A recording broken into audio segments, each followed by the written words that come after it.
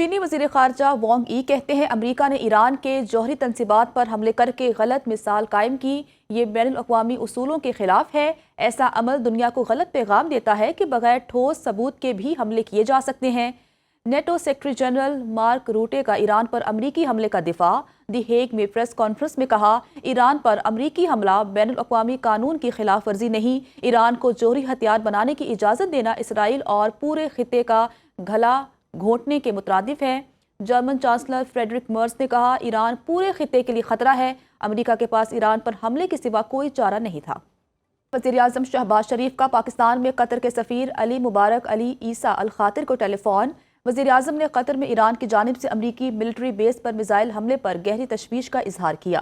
وزیراعظم نے قطر کی عوام اور حکومت کے ساتھ اظہار یکجہتی کیا۔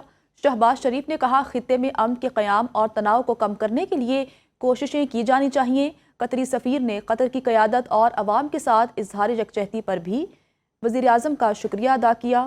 وزیراعظم شہباز شریف نے پاکستان میں سعودی سفیر نواف بن سعید المالکی سے بھی ٹیلی فونک رابطہ کیا۔ وزیراعظم نے کہا، اس سلسلے میں امن بحالی کی کوششوں میں پاکستان سعودی عرب کے ساتھ مل کر کام کرتا رہے گا۔ قومی سلامتی کمیٹی کا ایرانی جوہری تنصیبات پر حملوں کے نتیجے میں کشیدگی بڑھنے پر اظہار تشویش۔ ایٹمی تنصیبات پر حملوں کو بین الاقوامی قوانین اور اقوام متحدہ چارٹر کی خلاف ورزی قرار دیا۔ اعلامیے کے مطابق ایران کے خلاف اسرائیلی جارحیت کی شدید مذمت کی گئی۔ اس عزم کا اعادہ کیا گیا کہ پاکستان علاقائی امن و استحکام کے لیے اپنی کاوشیں جاری رکھے گا۔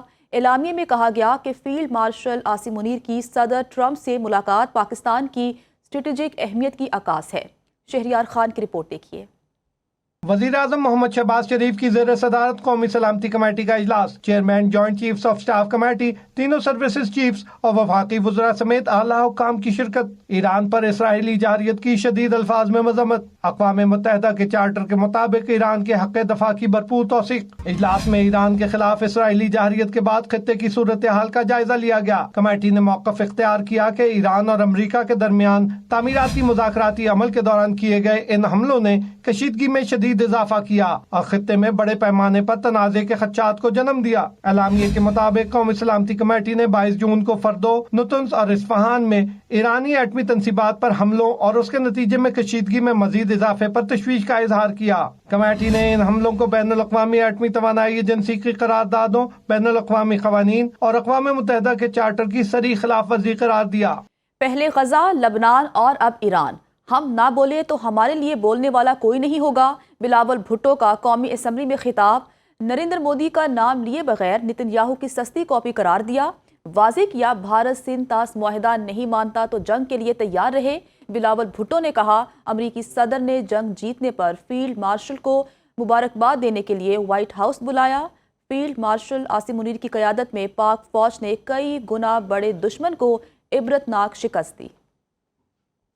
چینی وزیر خارجہ وانگ ای کہتے ہیں امریکہ نے ایران کے جوہری تنصیبات پر حملے کر کے غلط مثال قائم کی۔ یہ بین الاقوامی اصولوں کے خلاف ہے۔ ایسا عمل دنیا کو غلط پیغام دیتا ہے کہ بغیر ٹھوس ثبوت کے بھی حملے کیے جا سکتے ہیں۔ NATO secretary general Mark Rutte کا ایران پر امریکی حملے کا دفاع۔ دی ہیگ میں پریس کانفرنس میں کہا، ایران پر امریکی حملہ بین الاقوامی قانون کی خلاف ورزی نہیں، ایران کو جوہری ہتھیار بنانے کی اجازت دینا اسرائیل اور پورے خطے کا گھلا گھونٹنے کے مترادف ہے۔ جرمن چانسلر فریڈرک مرز نے کہا، ایران پورے خطے کے لیے خطرہ ہے، امریکہ کے پاس ایران پر حملے کے سوا کوئی چارہ نہیں تھا۔